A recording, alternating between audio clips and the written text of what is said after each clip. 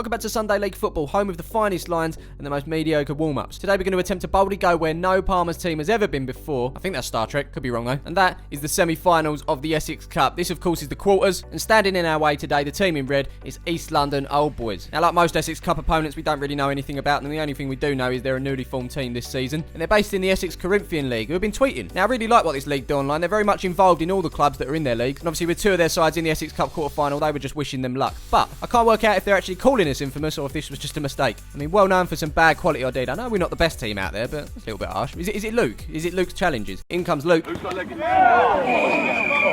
Just a throw in. I did look up to see if infamous could be used in a positive way, but nope, it's just a negative set of meanings, such as having a reputation of the worst kind. Oh hell, let's just do what we always do. Hijack some nuclear weapons and hold the world hostage. Yeah? So today's opponents are based in Chingford, however their pitch was deemed unplayable and they asked if we could find a pitch. We did that. This is Allsett Heath, 5 minutes round the corner from Palmer's College. Unfortunately the college was in use today so we couldn't use it. You know what, it's worked out well, we've saved on the travel, and whilst the lads do a bit more of a warm-up, let's find out the starting lineup for today. Okay, in between the sticks today, Garen remains, and it's a similar back four to last week as well. Lee, Tony, Dan and Graham. Moving into the midfield, we've got Luke, we've got Tommy and we've got O'Connor. On the wings it's Knowlesy and Henry, which leaves Nick up top. What about the bench? 3 to choose from. We've got Nicky, we've got Ridge, and we've got the man at the moment, it's Josh. As you can see, both teams are pretty much ready to go. The big question is, can we make it into the semi-finals of the Essex Cup for the first time? Well, you're about to find out. Here we go.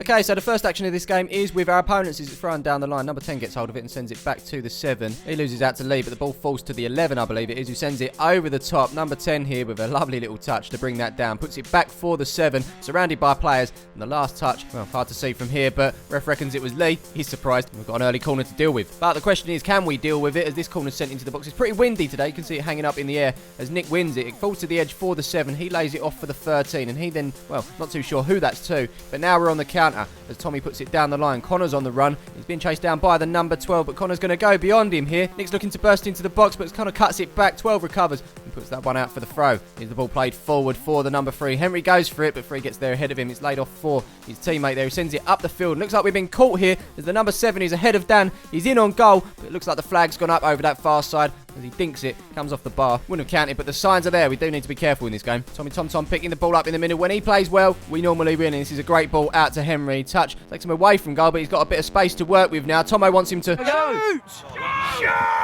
But he didn't shoot, and his pass was blocked by the number 3. Here we come again now. More possession from us as Knowlesy gives the ball to Tommy Tom. He looks up and spreads it out to this near side for Graham. It's a first time touch inside to Luke as he gets it under control, gets away from the 10. As he looks to go past the 13, he's caught. And as you heard, Tommy not happy with the ref there, immediately apologises. We've got ourselves a free kick. So Tomo orders Lee to fire the laser! And he does just that, through the wall, but that goes wide of the goal. Ball's in the middle of the park as it's played up in the air by the number 12. Dan heads it back in the right direction, but it comes straight back as it's nodded on by the number 10. 7's ahead of Tony here as he gets the shot in. That sails over the bar. Here's Henry now throwing the ball into the middle for Luke. He's got number 6 on his case here as he tries to get it out of his feet. Gives it back to Tommy as he puts it over the top. Slightly late challenge there from the 6. That's going to be brought back for a free kick. And so it's Lee that's going to send that one in towards the penalty spot. On the end of it is Nick with the head. Keeper's there with the save to put that one out for a corner. Henry's going to take that corner. It's short into Connor, but the ball back to Henry isn't the best, and 14 latches onto it. And he's pretty quick as well as he gets away from Henry here, but it's Tommy to the rescue. He takes the ball off him and puts that counter to an end. East London in possession once more as the 14 plays it up to the 7. He's going to have to deal with Tony here as he cuts inside, then back on the outside.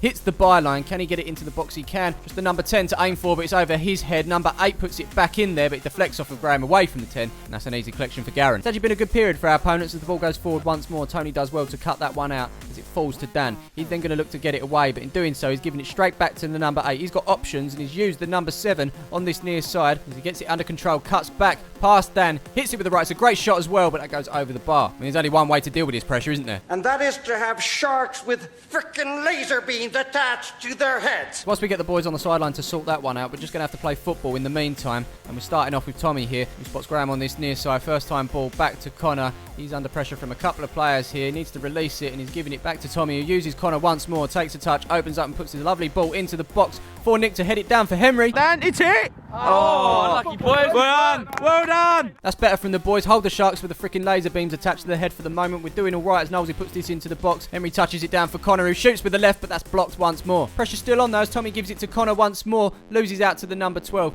and that is up to the 7, who knocks it back for the 10. He then sends it up the field, but that's going to be overhit. And that falls straight through to Garen. As usual, Tommy's pinging balls left, right, and centre. This time it's to the left, over to that far side for Knowlesy, who gets it under control. He's got the 11 on him. Can he beat him? Well, he finds a bit of space, puts it across for Connor. Oh! Is East London again in possession, playing the ball forward with the number 10 up to the 7. Tony's missed it and allows number 7 to run forward. He's got no one ahead of him, so he's going to have to go it alone. As he gets the shot in here, it's through Garen.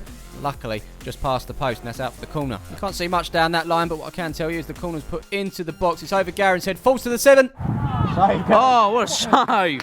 Yeah, good save from point blank range. Although he does seem to be struggling a little bit there. What happened? Your balls drop off? Possibly. I think they might have. But anyway, we move on, and the sun is out as Henry sends this one into the box. It's off of the head of Nick as it loops up into the air. Nick on the volley. He's heading towards goal. Keeper doesn't seem too sure of himself there, but he has managed to keep it out. And the score stays 0-0. Like most games, they have quiet periods, and this was no different as we find ourselves in the 42nd minute. Dan putting it forward to Nick. He lays it off to Henry, and now he can run at the defenders. Puts it past the number 3 there. He's got space to put this into the box. Number 5 looks to clear, but slices it goal bound. Luckily for him, that's just wired, and the spin of the ball has kept it in as well, which Knowlesy goes to collect. He's going to have their number 11 on him, but little pressure on Knowlesy there as he's allowed to put it back into the box. Keeper comes to collect, but he's spilt it. Nick gets in there. He's brought down by the keeper, and the ref has no other choice but to point to the spot. It seems like Lee's not just on free kick duty, it's penalty duty as well as he steps up, puts it bottom right, and that, my friends, is 1-0 to Palmer's FC.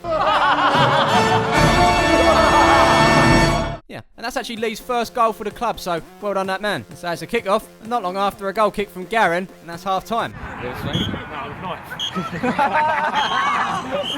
Don't know what everyone's laughing at, but Lee was through there. Shame. Whistle goes, 1-0. We find ourselves 45 minutes away from grabbing a place in the semi-finals of the Essex Cup for the very first time. And before we try and secure that in the second half, let's go and give you guys a bit of a shout-out. First up is Elliot, rocking the blue, just like us today, and he absolutely loves his new shirt. Come on, you Palmers. Thanks for your support, Elliot. Next up, we've got Shauna. Girls, if you're watching, he's a prime example of how to make your other half happy. Simply buy him a Palmer shirt. Shauna's boyfriend's happy, and your boyfriend can be happy too. Well, hey! This is Daryl's little man. He looks happy to be rocking the orange there. He's got a few years to obviously fit into it, but happy all the same. Come on, you Palmers. This is the bit where I tell you about our socials, and you can follow us, yada, yada, yada. You know the score. Let's crack on with this second half, shall we? He was saying that he thought they... What was he saying, Rich? I didn't quite hear that. Anyway, it's the 13 that brings it forward. Early in the second half, they're trying to get back into this, and it's the number 10 on his right, but we'll take that all day long. Garen's there with a goal kick, which is sent up the field. On the end of it, you'll notice is Josh. He's on the field now, replaced Knowlesy at half-time. It fell to Connor, who flicked it to Henry. He then sticks it through to Nick. It's a heavy touch from him, but he can still get onto it. The keeper's there with a save. We move on, and we've got ourselves a throw, which is sent down the line to Connor. He misses it, and it goes through to the 6, who goes back home to the 15. It doesn't look like he wanted it there, as Connor takes it off of him. Just needs to play it inside to Nick or Josh here, but he's held onto it for too long. It's the number 8 that gets in there and puts it out for a corner. Behind Tomo there, it looks like Luke is on corner duties as he sends this up towards the back post for Josh. Oh, yeah. It's a miss. Didn't get enough on it to send it towards goal. Skims him and goes out for a goal kick. Unlucky. And here is that goal kick. Taken long up the field by the number 15. On the end of it, he's looked to send it straight back, but he falls to the 13, who then sticks it over the top for the 8. He gets it under control, and as he hits it with the right, he sees his effort go over the bar. They've had a few of them today. They could keep it down. We might be in trouble. Not long after, we've got Henry battling over there with the number 12, and he's opted to go back home here, and it's straight back to Garen, but it's a bit of a hospital ball. As number 7 looks to get onto it, but Garen's off his line. Great challenge from him there. Luke's going to pick it up and play it onto Lee, but there's a late challenge from our opponents. That's going to be a free kick. Here come our opponents again now in possession with the number 7, sending it over to this far side for the 8. He gets it under control and sends it back to the 10. He spots the run of the 7. No, he never had the ball under control. Never. Shouts for a penalty. What's the ref going to give?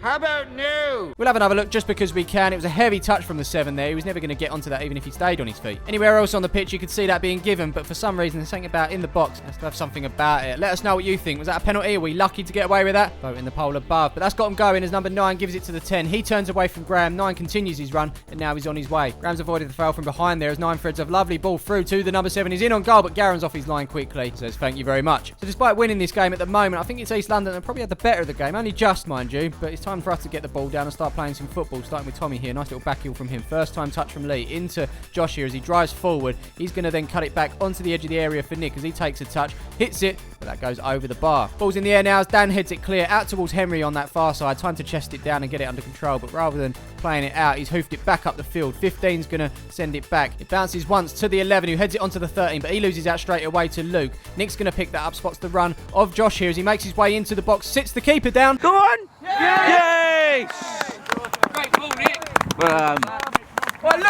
That's what happens when you fucking shoot. Andrew's got a point. Not enough shots on goal in this game. It was Luke who eventually got it back for us to Nick, who threaded it through to Josh, and from then on, he's worked his magic again, hasn't he? 4 goals in his last 3. He's doing all right, isn't he? That's East London Old Boys nil, Palmers FC 2. Kick-off, and not long after that kick-off, we've got number 11 here. Misplaced pass from him into Tommy, who threads it through to Nick. He's got Connor on his right, Josh on his left. It's a back heel in favour of Josh here. He hits it with his left. That goes just past the post. Following that's a substitution, Graham for Rich. And now the ball's with Lee, who's tempted to go on another mazy run. Go on, Lee Denio, part 5. Go for it, go for it. And off he goes as he looks to skip past the 13. Yep, he's done that. Kept the ball in as well. Next up is the number 9. But number 9 keeps up with him. And that goes out for a corner. Here we go again with Luke taking the corner. It's in towards the front post. It's headed away towards the edge. Number 10 gets a touch on it, but it's out to Lee, who gets it under control. Hits it from distance, but that was always rising. So Josh has definitely come on and made an impact, and he continues to do so here as he wins the ball in the midfield. Turns away from the 13 and plays it out to Lee Dino, as Andrew likes to call him here. He's then going to play it back inside, and this time to Luke.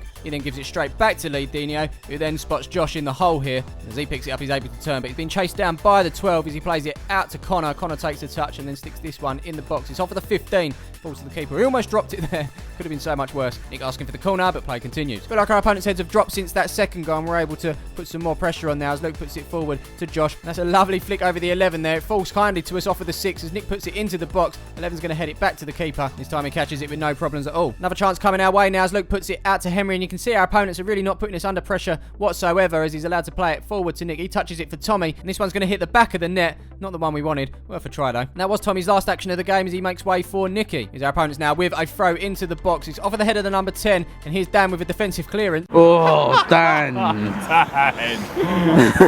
You got to make sure, I guess. Now we've got ourselves a throw of our own on that far side with Henry. It's thrown into Connor, who's going to look to put it back to Luke, but that's beyond him. Nicky's going to pick it up. It's the 13 that's going to chase him down. Easily turns out to get beyond him there. Plays it on to Lee Dino, and he fancies a goal from open play in this one, I think, and he's going to hit it from outside the box. That is just past the post. Clearance from defence here, which Connor's going to chase down, but he doesn't look like he's going to get it. Because of that, he's decided to boot it miles out of play. Not the smartest of things to do. Fair play to the ref for making him go and get it as well. And surprisingly, didn't actually get booked either. Well done, Connor. You learnt the hard way. Game pretty much died off after that as Ledino does flick-ups on the sideline. Actually waiting for Dan and Rich to carry Henry off. He pulled up off of the ball. He's done something to his knee. Andrew, however, thought he'd fallen asleep. Actually, to be fair to him, the more I do look at this, it does look like he's fallen asleep. Come on, Henry. Wakey. Now, because this competition is roll-on, roll-off subs, we've been able to bring Graham back onto the field after he came off earlier on. Although you can see the clock in the corner, he's not going to have too much time on the field as Lee Dino brings himself towards the edge of the box there. He looks to play it into Connor, but that was blocked by the 15. It falls back off for the 3. Connor's now got it. He could put it out to Graham, but gone for the shot instead.